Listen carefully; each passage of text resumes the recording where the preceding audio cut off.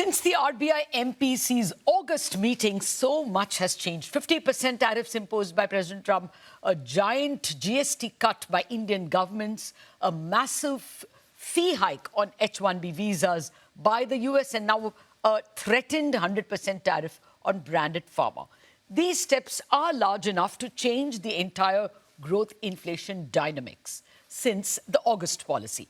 This makes the deliberations of the CNBC TV18's Citizens Monetary Policy Committee that much more important. Let me welcome Chairman Pronab and our members, Dr. Soumya, Kanti, Ghosh, Dr. Sajjid Chinoy, Samiran Chakraborty, and Sonal Varma. Gentlemen and Sonal, good morning and thank you very much for joining me. Well, Soumya, as the Finance Commission member as well, I'm going to begin with you. Last policy was branded hawkish by the market because the Reserve Bank said that the 1 year ahead inflation in, that is second quarter FY27, will be 4.9%. So market thought no more cuts. What's your assessment of the inflation trajectory now after the GST cuts and the huge Asian deflation? Yeah, thank you, Latha. No, I think you have asked a very pertinent question in terms of the inflation trajectory. Since the last time the policy, in August, the policy was announced, I think there has been a plethora of changes, as you correctly pointed out. There has been a lot of developments on the global front, but most importantly on the Indian front also, there has been this GST rate rationalization.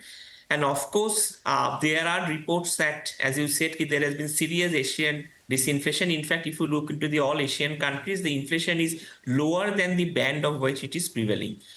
If we extend the case to India, I think in India also, the impact of GST is going to be more pronounced. If you look into the trajectory last time when the GST was cut in 2019, I think there was a significant impact on the inflation trajectory on a one-time basis, and then it declined.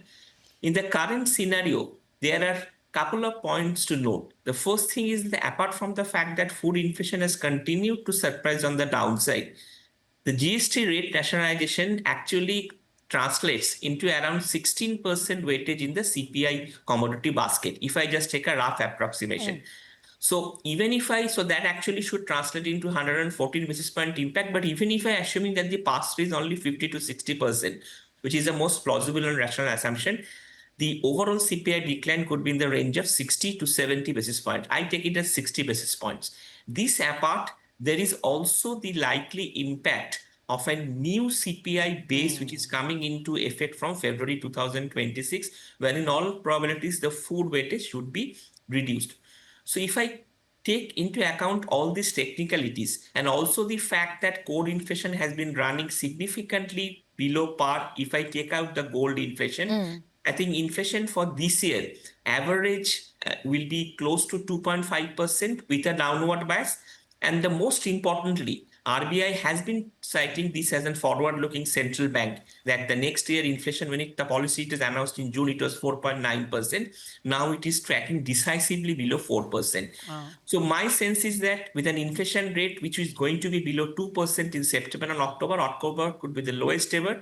And most importantly, 2.5% inflation average this year, less than 4% next year. I think there is enough arsenal in the room to suggest that the inflation trajectory will be significantly benign in the next couple of months and even in the next 1 year or so. So basically the projections of the central bank or anywise could have changed significantly, could possibly change significantly when the policy is announced on October. Fair point. So 4.9 will definitely be reduced for the plethora of reasons you say. But, Sonal, on the point of that inflation number being revised by everybody for the current year to 2.4, I did a poll, and actually, if you compare to the Economist's August forecast and current forecast, GDP has been raised by 30 basis points, and inflation has been lowered by everyone by about 40 basis points. That's the average I got, and that table will play. So given that, how can you at all justify a cut? Yeah, Latha, I think, monetary policy is an art, not a science. And I think the assessment of whether the economy needs a cut or not has to be based on the underlying assessment rather than the headline numbers. So on growth, I think the biggest question is to what extent the 7.8% has been exaggerated because of the low deflators. Because an economy which is slowing on a nominal basis has consequences for fiscal finances, but also in terms of business decisions on capex, consumer decisions on spending, because there's also a slowdown in nominal salary growth that happens. And I think, we also need to be forward-looking on growth, just as we are on inflation. And GST impact both on growth as well as on consumption is one-off. And the underlying drivers of consumption ultimately come back to the outlook for job and income growth beyond this one-time boost that we will get because of the GST cut. The tariff impact is already visible from the August data. The exports to US, which were growing at 25-35%, have drawn down to 7%. And going forward, we will see a squeeze on profit margin of companies, the SME, MSME exporters. Compensation that they provide to employees on their payrolls will start to moderate. So second half of FY26 is essentially when we think on average growth will slow down closer to 6% compared to H1, where growth is likely to be closer to 7.5%, because Q2 will also be boosted because of the low deflators. So I think, and I think the final point, Latha, the whole host of factors that you mentioned, which is 50% tariff and H1B visa, pharma tariff.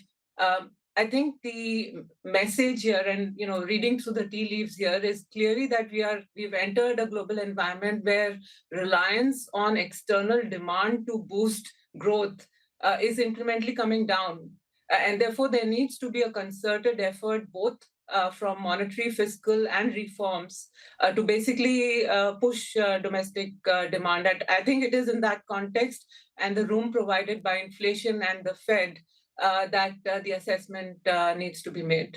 Fair point. Sajjid, actually on that, just extending that, can the Reserve Bank cut in the face of a seminal fall in the rupee? Also, just parse the global backdrop, because in your JPMorgan conference that I attended, there were serious concerns about a pan-Asian deflation. But Latha goes beyond that, right? I think the issue right now is that the uncertainty that we're seeing, both globally and in India, it's very binary in nature.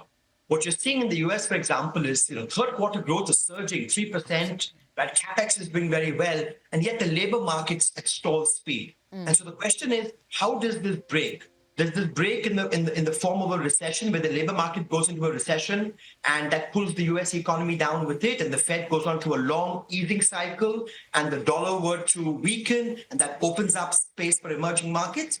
Or does it break in the other direction, where we've had many false dawns, and in the wake of this large immigration outflow, both inflows being stopped and now some outflows as well, that the break-even rate in the labor market is much lower. And so the labor market stabilizes at 30 or 40,000 jobs in the next few months. US inflation, which has been building, continues to build, and we have a very short easing cycle by the Fed, which is what Fed policymakers warned earlier this week. And the dollar strengthens and puts pressure on emerging market currency. So the risk in the US is very binary. I would argue similarly at home. The elephant in the room is we've got a 50% tariff from the US, but the macro outlook over the next 4 quarters will depend hugely on whether a deal can be struck in the next month or two, or whether we don't have a deal for the next 2 or 3 quarters, right? Similarly, just as we have external headwinds coming from the tariff, we shouldn't ignore the fact that there are building domestic supports beyond the GST cuts. We saw direct tax cuts earlier, direct tax cuts now, very low inflation, which opens up purchasing power, a monetary easing cycle that's working through the system, and a very strong monsoon. So in the wake of all this uncertainty, right, you want to invoke Brainard's attenuation principle from the 1960s, that when you've got so much uncertainty and monetary policy has limited room, you want to move cautiously. I'm not arguing that there's no space to ease. The question is now the right time to ease? I would argue that in a couple of months, a lot of this uncertainty will be resolved. By December, we'll know A, was a trade deal struck and is the macro outlook different? B, we'll know is the domestic supports offsetting the external headwinds or are they not? And C, we'll know whether the US is in recession or not. And I think that will give the RBI much more information to then use whatever remaining space there is down the road. Fair point. Let me extend that fiscal argument to Samiran. Samiran, that is the conventional logic, isn't it? When the fisc is loose, you don't go ultra loose on monetary policy. And this time, despite the government's protestations, it's quite possible that the fiscal deficit is a little higher simply because tax collections are bad. Your take? Hi, Latha. Actually, this is the crux of the problem that do we right now consider that there is a fiscal stimulus out there, both through the income tax cut as well as through the GST cut, and that's why monetary policy will have to take a back step? Or do we consider that the growth headwinds are so strong that we need both engines to fire at the same time? I would argue that we need to think a step even beyond that. Whatever monetary has done, even that part is not getting fully transmitted because of the bond market channel not being as effective and trying to impact even the bank lending channel through some marginal increase in loan rates for fresh loans. So maybe there is this thinking which is slightly different from the traditional thinking of saying that only one can fire at point of time. Maybe it's now where we think that both needs to be coordinated, having a simultaneous impact. Because for me, the big issue also is that while I agree with Sajid's point that there is a lot of uncertainty over the next 2 months, maybe some of that will get resolved. But who knows, there could be more uncertainty coming in the next 2 months with more such headline news. We live in such a world. And to convey today to the market that we have some space, but we are keeping that space for another day is not going to be a very easy communication. In other words, a dovish pause is going to be a very difficult communication for RBI. Maybe that's why delivering a 25 basis point cut, even on the face of the fiscal stimulating, might be tactically a better stance, but it's a very marginal call. Okay. Yeah, it looks like, from what when I speak to the market, it looks like a very divided call. But before I ask you all to vote, let me get the chairman to weigh in. Dr. Sen, does growth really need help now? Is it that bad? Well, Latha, the issue really isn't growth in and of itself. The issue, I think, now are the set of expectations that have built up because of the various factors that people have talked about. The problem, of course, we don't have a full understanding of what these expectations are. And I'm talking about both consumer expectations as well as investor expectations. And that really is the issue. Now, the whole question is that we all agree that uncertainty is heightened. Yes. But despite uncertainty, people are going to make expectations about the future. They're going to hedge, perhaps, but they will have expectations. The real question is, how do we handle it? Do we allow those expectations to express themselves, track it in terms of the data that we are getting, and then take the next step? Or do we preempt those expectations? Now, my personal sense is that I do not have a good enough feeling as to what these expectations are for me to take a decision now. Okay. And the question is, I can do a leap of faith. Okay. Or alternatively, I can wait a little bit. Okay. Okay. And that really is the dilemma that is going to be facing the MPC. Fair point, sir. Fair point. Actually, lots more to discuss, but let's have a vote first. The first question, obviously, is going to be what will the RBI do on October 1st, the RBI MPC? Can we start with the lady, Sonal? 25 basis point cut. Okay. Samiran? A marginal call of a 25 basis point cut. Okay. Chairman, I'll come to you later. Soumya? Close call, but 25 basis point cut. Okay. Already majority is 25 cut. Sajjid? I think they'll hold. They'll hold. Chairman, which way would you tilt, sir? I would hold. Hold. Okay, I thought so from the way you said. Wait for uncertainty to abate. Okay, so that's the vote. Let me get the second vote after the break. We have more questions and a second vote. Back in a minute.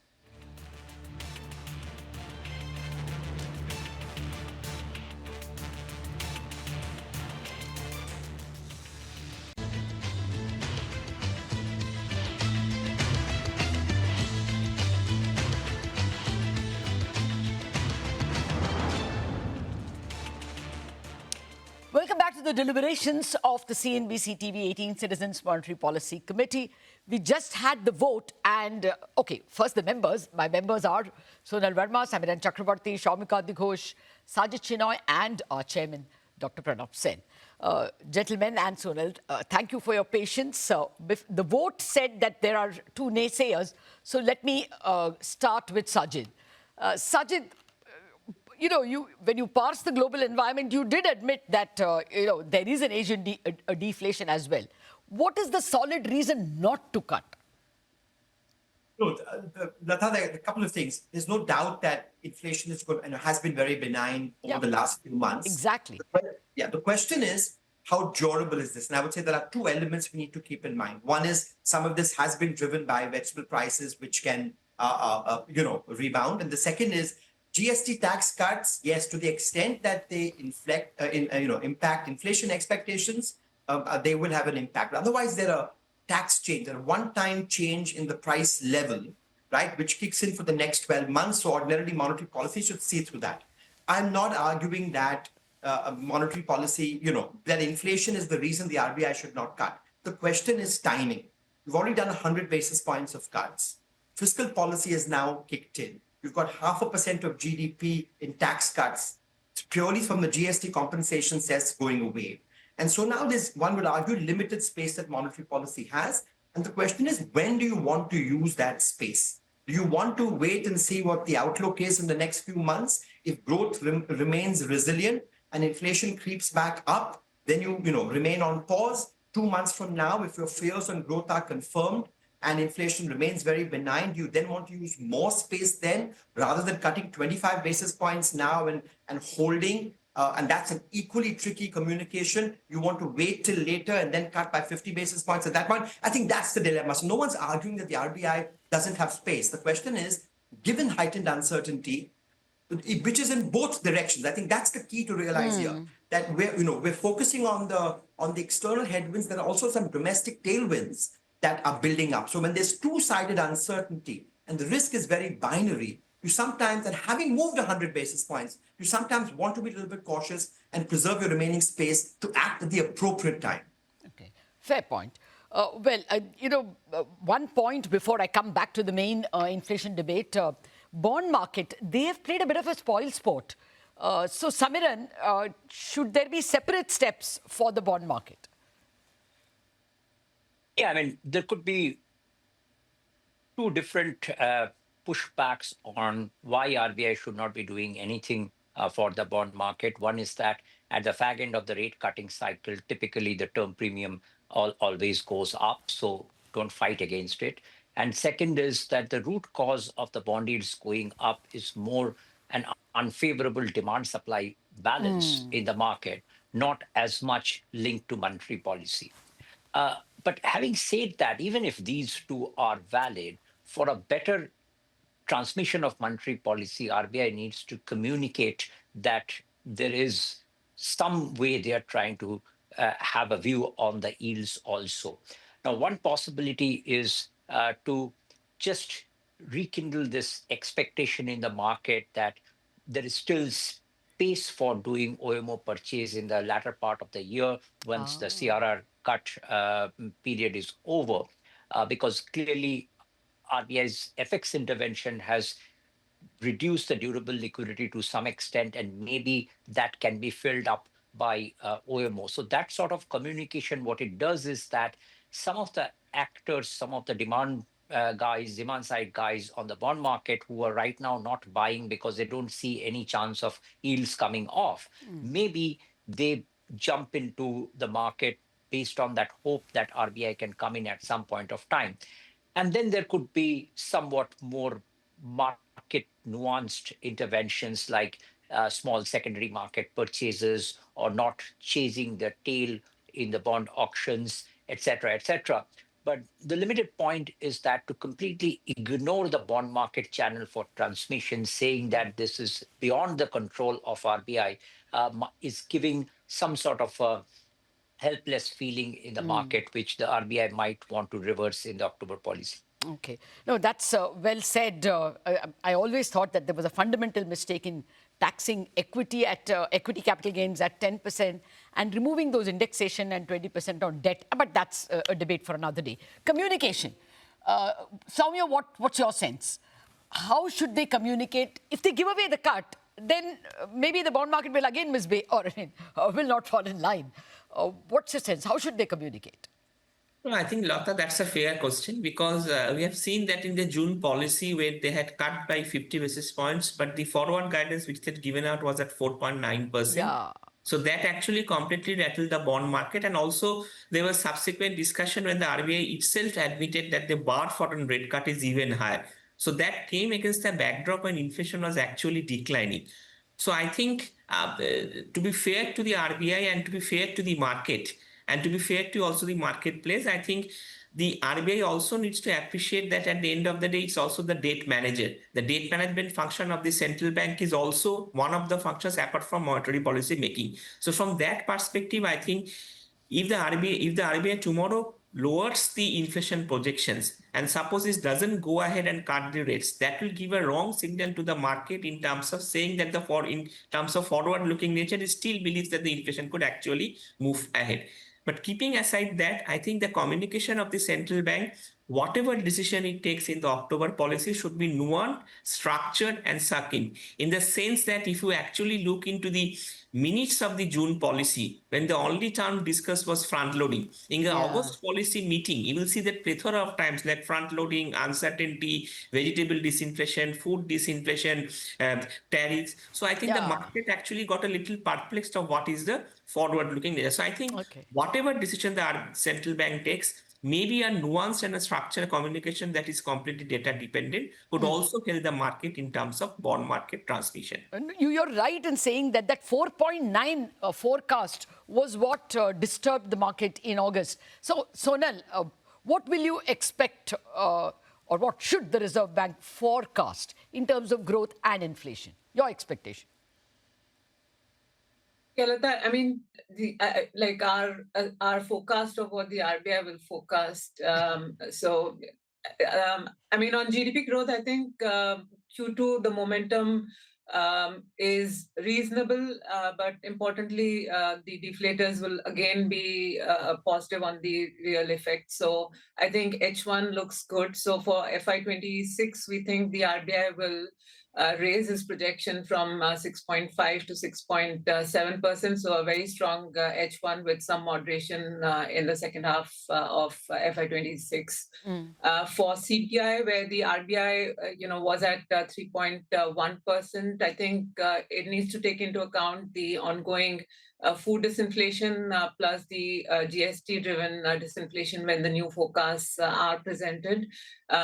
We think RBI will forecast this 3.1 at a number that's closer to 2.7%, although our own forecast suggests risks are clearly that inflation will undershoot, with some of the tracking estimates actually showing we could see 2 consecutive quarters of inflation undershooting 2%. So while we are seeing upward revision on growth and downward revision on inflation, which suggests different policy responses, I think the forward trajectory on growth and on inflation, discounting for the base effect, I think should still support a cut.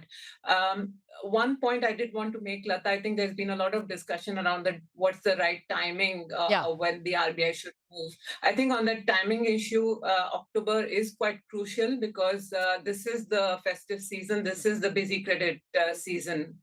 So if we want the virtuous consumption investment cycle to pick up, credit growth to pick up, banks to actually pass it on, it makes a lot more sense to actually deliver it in October rather than wait until December. And from a pure risk-reward, strategy perspective, I don't think there are risks with this strategy. So I think even from a timing perspective, October to us makes more sense. Fair point. And of course, there will be 17 days to Diwali. So perhaps it would come in handy.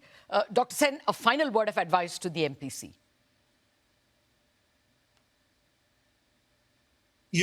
I think we are in a situation where the communication that the RBI does is far more important than what measure it takes. And it's really that what they should be focusing on.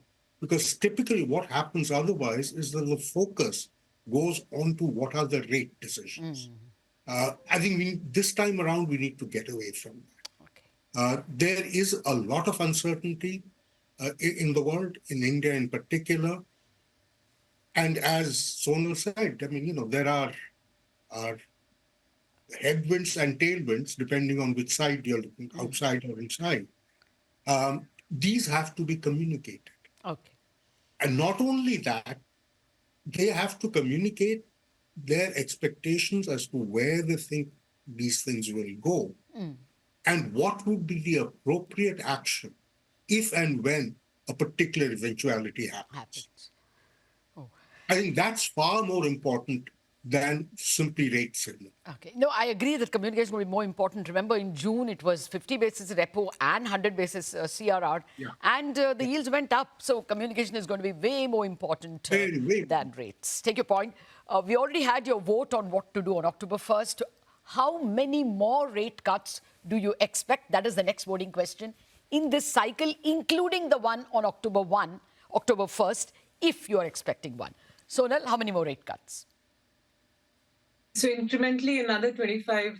So we have 5% as the terminal rate. Okay, so 2 cuts, basically, October and another one. Samiran?